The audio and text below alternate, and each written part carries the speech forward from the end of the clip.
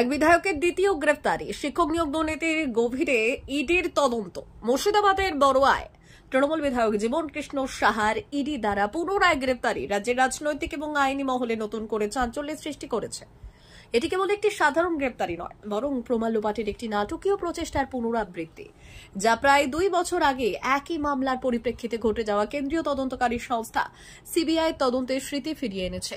এই প্রতিবেদনটি সেই ঘটনার গভীরে প্রবেশ করে এর প্রেক্ষাপট, কারণ এবং সুদূর প্রসারী প্রভাব বিশ্লেষণ করবে।